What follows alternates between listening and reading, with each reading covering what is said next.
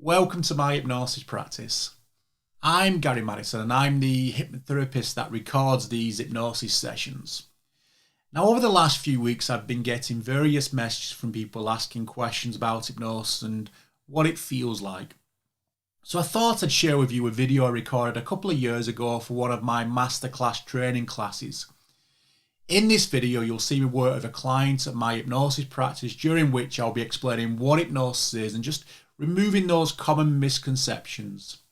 So if you've never experienced hypnosis before, or you'd just like a little bit more information about it, I think you'll find this video really useful. And if you do have any questions, then just leave a comment and I'll be more than happy to answer any questions you may have. So what I'll do now is I'll explain, just because you've never had hypnosis before, I'll explain just what hypnosis is, what it feels like. Just take away some of those misconceptions and things, as I said, that sometimes people will have. And in a way, the big misconception is so many people have the idea that as an hypnotist, I've got some special powers. I can control people. I have no control over anybody.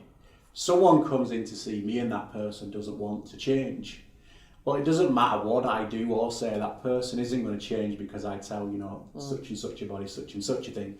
For the hypnosis to work, what I'm actually saying during the actual hypnosis has got to be what you want. And that's the idea of me writing down what you want. So then when I'm doing the hypnosis, I'll be using aspects of that in the actual session.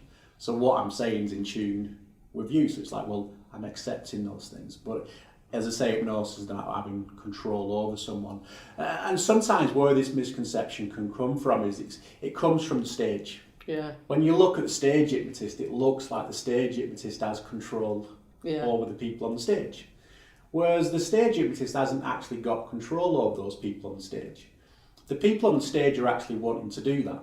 And the stage hypnotist has chosen those people because the stage hypnotist knows those people are there because they want to take part. So at a stage show, I just think there's two types of people. You've got the people that have gone to watch. No way am I going up on stage. But then you've got people that have gone because they want to take part. So the stage hypnotist has to get people up on stage that have gone because they wanted to take part. So a good way of the hypnotist, the stage hypnotist might do this, he might say to the people in the audience, if you want to take part, put your hands together. So if you put your hands together, you're now telling the stage hypnotist that you want to take part. If you're sat like that, then you're telling the stage hypnotist that you're there just to watch. So the stage hypnotist isn't going to use those people, he's now looking at the people now that have their hands together. What he's now going to do is, with people with their hands together, he's going to start to say, I want you to imagine now your hands are getting stuck together. Stuck together like glue, and they're getting tied together, stuck together like glue. Now, the harder you try to pull your hands apart, the tighter your hands become. Now, try to pull your hands apart and they're going to get tighter and tighter. Now, you'll get some people that just do that. And the stage hypnotist won't use those people for the show because they'll probably do the exact same thing when the show starts. But now you'll also get people in the audience now that have that idea, that belief that their hands are stuck together. Yeah. So the stage hypnotist will bring these people up on stage. So now the stage hypnotist has got a group of people up on stage that want to be there and have also shown that they're going to follow what's being said. So when the show starts and it looks like those people are being controlled by the stage hypnotist, they're not. They're actually following and accepting what's being said. If the stage hypnotist went outside their morals and told them to do something that they wouldn't do in the normal waking state, go and rob that bank, and you'll have no idea. Well, they wouldn't rob the bank in a normal waking state just because they're in the state of hypnosis. They're not going to rob the bank because you're in complete control throughout. You're not asleep, you're not unconscious. And a lot of people think they're going to be out of it, asleep, unconscious, have no idea of what's going on or what's being said. Well, it's not like that. Yes, you've got your eyes closed. Chances are you're going to feel relaxed, but you are still listening to exactly what is being said. You're not asleep. You're not unconscious. But sometimes people will get this idea they're going to be asleep because, again, when you look at the stage hypnotist, sleep. Yeah. And it looks Back like... in the room. Yeah. It looks like people have gone to sleep, where they're not actually going to sleep. Because it's a stage show, there's times then where people have their eyes open. They're running around like chickens or doing whatever. But then there's times then where the stage hypnotist will say sleep and then he will tell them something else to do. So the first part then of the show is getting the right people up on stage. The next part then is actually getting those people into that state of hypnosis. So once those people are in that state of hypnosis, the stage hypnotist then has to put that idea into their minds that when I click my fingers and say the word sleep, you're going to close your eyes and you'll relax. So the stage hypnotist is actually going to say that in a few moments you'll open your eyes. When you open your eyes, I'm going to click my fingers and say the word sleep. As soon as I do that, as soon as I click my fingers and say the word sleep, instantly you'll close your eyes. You'll relax even more. So that's all they've been told. When I do that, you're going to close your eyes and you'll relax more. They're not going to sleep, they're just closing their eyes, relaxing. So the hypnotist now is going to reaffirm that a few times. Let your eyes open. Now sleep. Let your eyes open. Now sleep. As I said, they're not going to sleep, they're just closing their eyes, relaxing.